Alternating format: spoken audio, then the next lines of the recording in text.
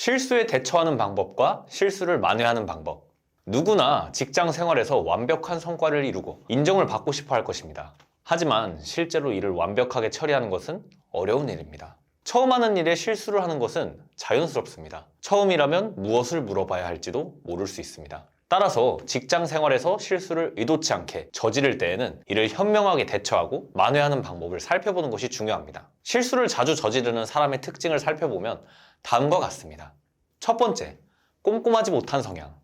완벽주의적인 사람은 처음 하는 일이라도 정확하게 처리하기 위해 업무 전에 먼저 물어보고 확인한 후에 일을 처리합니다. 그러나 꼼꼼하지 못한 사람들도 많습니다. 이들은 정확한 프로세스를 모르거나 프로세스를 알더라도 실수가 생길 수 있는 헷갈리는 부분을 검토하지 않기 때문에 실수를 자주 합니다. 만약 자신이 꼼꼼하지 못한 성향을 가졌다면 반드시 상사나 동료에게 다시 검토를 부탁하고 메모를 습관화하여 지시를 잊지 않도록 주의해야 합니다. 두 번째, 개인주의 성향. 업무보다 개인적인 일에 관심을 두면 실수가 늘어나게 됩니다. 업무를 할 때에는 업무에만 집중해야 실수를 하지 않을 수 있습니다.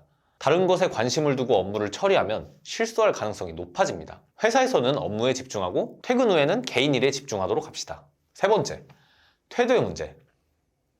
회사에서는 중요하지 않은 일은 시키지 않습니다. 하지만 어떤 사람들은 작고 사소한 일도 가볍게 생각하며 대수롭지 않게 처리합니다. 이러한 태도로 인해 같은 일을 반복적으로 실수하게 됩니다. 만약 업무에 대한 실수가 자주 반복된다면 자신이 업무에 대한 어떤 마음가짐으로 일을 하고 있는지 돌아보는 것이 좋습니다. 업무에 관심이 없다면 진로를 다시 고민하고 업무를 대하는 태도를 개선해야 합니다. 업무에 대한 태도가 주변에서 나를 평가하는 기준이기 때문입니다. 만약 실수를 하게 된다면 실수에 대처하는 요령은 다음과 같습니다.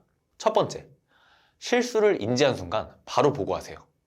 실수를 저지르면 숨기느라 급급해지는 경향이 있습니다. 하지만 실수를 빠르게 보고하면 문제를 빠르게 해결할 수 있습니다. 혼자서 해결하기 어려운 경우에는 상사나 동료에게 도움을 요청하는 것이 좋습니다.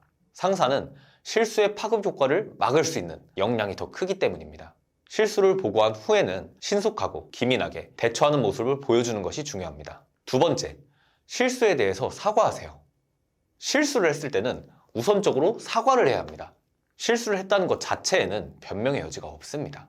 사과를 한 후에는 문제를 해결하고 실수가 발생한 이유를 설명할 수 있어야 합니다. 실수 자체가 문제가 아니라 실수에 대한 태도가 더 중요합니다. 실수에 대해 반성하고 동일한 실수를 반복하지 않기 위해 어떤 점에 신경을 써야 하는지 체크하는 태도를 가지도록 합니다.